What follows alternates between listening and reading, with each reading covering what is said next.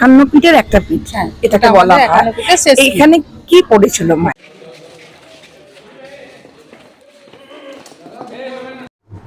Hello guys, কেমন আছো তোমরা সবাই? আশা করছি খুবই ভালো আছো।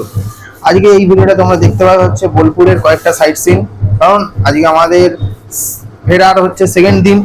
আজকের ডেটে তোমাদের আমি বোলপুর শান্তিনিকেতনে কয়েকটা স্পট আমি গেছি। তোমার টাইটেল থাম্বনেল থেকে বুঝতেই পেরে গেছো। তাহলে ভিডিওটা পুরোটা দেখার জন্য তোমাদের কাছে আমার রিকোয়েস্ট রইল, তোমরা পুরোটা ভিডিওটা দেখো, দেখে আমাকে জানাবে কেমন হয়েছে না হয়েছে। তোমরা কিন্তু কেউ আমাকে কিন্তু জানাচ্ছে না। যদি খারাপ হয় বলবে দাদা একদম খারাপ হয়েছে, যদি ভালো হয় তো বলবে ভালো হয়েছে, আর যদি মিডিয়াম মনে হয় অ্যাভারেজ তাহলে সেটাও বলবে। চলো বেশি দেরি না করে ভিডিওটা স্টার্ট করা যাক, চলো।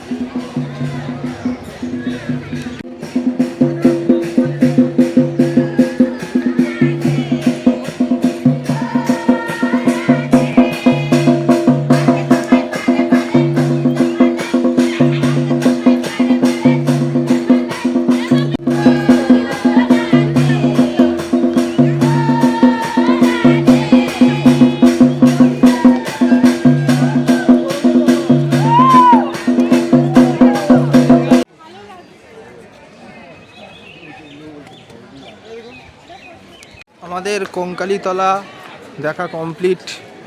এবারে নেক্সট লোকেশানে যাব। ঠিক আছে, সাউন্ড খুবই খারাপ আসবে, কেন মাইক নেই, মাইক লাগাচ্ছি। ঠিক আছে চলো যাই।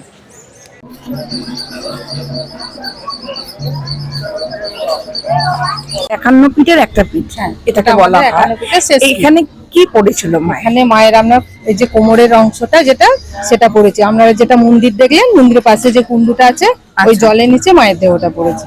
আচ্ছা, হ্যাঁ, এটাই আমাদের শেষ পিঠ। এটাই শেষ পিঠ। 51তে যে পিঠ আছে 51 ফিটের শেষ পিঠ এইটাই। হ্যাঁ হ্যাঁ।